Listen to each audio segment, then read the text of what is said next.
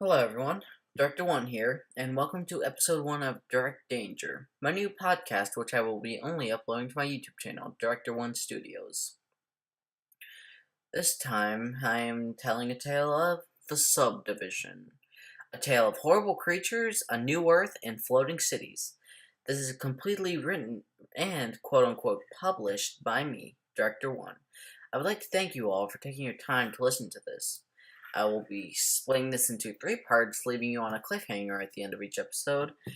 There will be no swearing or harsh language in any part of this or any episode, I can guarantee that, and I hope you enjoy. Now, let's get on to episode 1, part 1, The Subdivision. The year is 2040. The global population is 9,210,337,000. Overpopulation is becoming a humongous concern as an average of 20 children are born every second. With advances in health and medical science, every child born lives. A submarine was sent to Titan, the largest moon of Saturn. We have also begun drilling down, starting at 15,000 feet below the surface of the ocean. Both Mars and the moon are home to thousands. Due to overpopulation, hundreds of apartment buildings have been built, which has led to mass deforestation and loss of a quarter of the world's farmland. There are thousands of pounds of smog, smoke, carbon, and pollution in the atmosphere, which has caused the global population to increase by 5 degrees Fahrenheit, now at 62.16 degrees Fahrenheit. This has led to the world's first trillionaire making his trillion-dollar name in 2035, Elon Christopher Bill, coming out with the idea of what he calls a revolutionary breakthrough in our very existence. What he was referring to was a floating city. It was completely jaw-dropping and bewildered everyone that heard of it. Construction had begun in 2041, and there were constant workers, both human and artificial intelligence, first introduced in the workforce in 2038. When the humans stopped working, the machines pushed forward to help us reach a new tomorrow that never seemed possible. After construction ended in 2046, the first 3 cities named Alpha, Starshot, and Breakthrough were hovered 9.5 miles above the ground, only half a mile below the atmosphere. There were also silent filters put on the bottom of the cities to make sure that all the air pollution is far away from them. It's ludicrous, some said. It's impossible, others said. It will be the end of us all, the people said. Despite all the talk of dangers, the city stayed strong as the first 50 people purchased homes on top of these floating communities. 1 year following the elevation of these cities, 250 more people have purchased a home for themselves and their families. Due to the population of these floating cities continuing to increase, 7 more cities had to be built. 1 school had also been added to the central area of each community, along with hospitals, fire departments, banks, and city halls. Due to them being so far from the surface of the earth, they have decided to make their own form of government, which they refer to as the Sky Bureau Agency, also known as the SBA. The leader of all these communities was Mr. Bill himself, and for the term for his position was the Praeses, which is the Latin term for president. Bridges that could hold up to 10,000 pounds each connect to all these islands.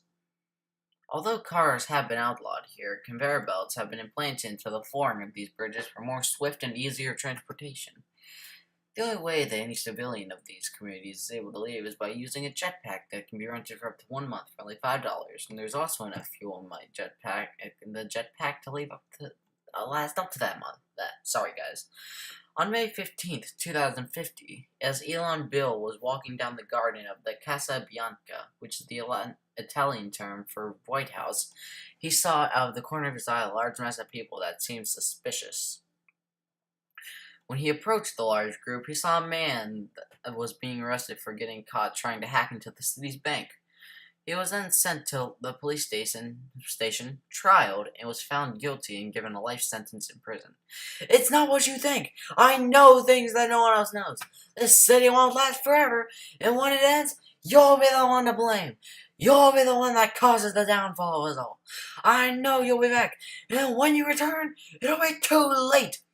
It's what the hacker known as Robert James Willington said to Elon as he walked down the corridor of cells on each side, leaving him in his cell. Later that night, Elon Bill could not sleep due to what he had just witnessed that very same day, so he decided to take a walk and try to forget about all of it. He felt that he just needed to get away from it all, and he decided to take his very own personal jetpack down to the surface of the Earth for a little alone time. As he slowly descended, something seemed horribly wrong. There were no lights at all. Maybe there was a global power outage, he thought to himself. But he was wrong. Horribly wrong. As he was only a few thousand feet from the surface, he noticed something even more disturbing. The only buildings he could see were completely destroyed. Everything else seemed to be just one humongous jungle filled with vines, trees, and flowing rivers.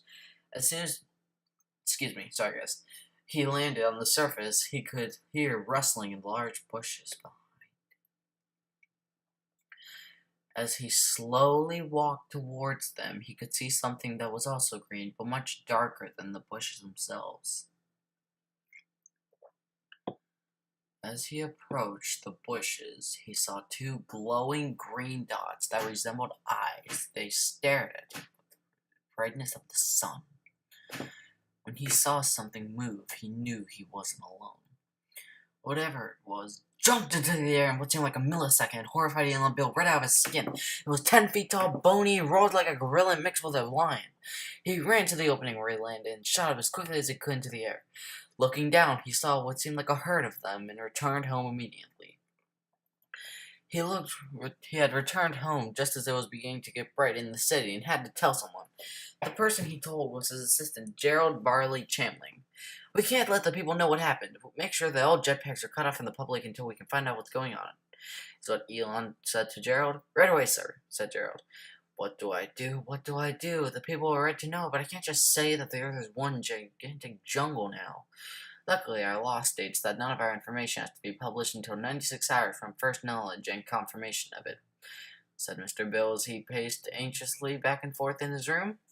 Elon Bill was filled with dread as he knew that 4 days were slowly ticking away, second by second, minute by minute, hour by hour. He couldn't do anything, and without knowing it, 24 hours already passed. Mr. Bill, I found something, Gerald Chamberlain said as he charged into the room at the dead of night. What? Said Elon. While I was searching through the documents of the SBA, I found that the Earth had once been covered in overgrown trees before. It had once happened from August 10th, 1950 through July 17th, 1955. It turns out that time travelers from the year 2500 went back to the beginning of the disaster, spent the 1,803 days to fix it, erased the minds of every human on Earth during the 5 years, and created fake events to make people think that they really happened. But their time machine broke while they were traveling through the time-space continuum, and they are now somewhere on Earth right now. But where are they? Asked Elon. Unfortunately, that information was missing, sir, said Gerald. All right. Thank you for telling me. Good night, Gerald. Good night, sir, said Gerald as he walked out. As the next morning began, there were only 65.5 hours left. After Elon had eaten and prepared himself for the day, he went to the police station. He asked Officer Charlie if he could see Robert Willington. Officer Charlie asked why, and Elon said that it is of utmost importance. But just before they got to his cell, there was a loud siren coming out of outside. They rushed to it, and they found it was coming from the bank. What's going on? What's happening? This can't be good. All the people were mumbling and asking about what just occurred. After the alarms were silenced, the CEO of the bank, Frank Joe Billingsford, spoke to the crowd. Attention, everyone, attention. I know you all want to know what just happened, and we have an answer. What just happened was all the money was stolen from this bank. We will be conducting an investigation immediately. Security! Yes, Mr. Bill, said the security guard. Search the premises immediately. Everyone, please try to remain calm as we try our hardest to solve this dilemma. Do you have any idea who did this? Mr. Bill asked Officer Charlie. I'm speechless. Do you have any idea? Not a clue. You don't think it was? Oh no! Said the both of them. They rushed back to Robert J. Willington's cell and were both thinking he was arrested for trying to hack into the bank, so it makes sense that he would be the one that drained the bank clean. As they reached his cell, he was still there. But what a surprise. I didn't think. But, sorry guys, I'm sorry. Let me redo that. What a surprise. But I didn't think. But I did have a feeling you would return, Elon, said Robert to them. Admit it. You stole all the bank's money and snuck back here, said Elon. Maybe I did. Maybe I didn't. But there's nothing you can do to prove it, is there? We'll be back, said Officer Charlie.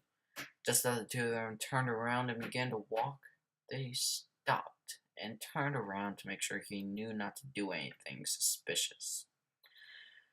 But even though they'd been turned around for less than 5 seconds, he was gone! This is part 1 of the subdivision. Once again, I would like to thank you all for listening. Until next time, this is Director One from Director One Studios, signing off. May you all have a good day and night. Goodbye.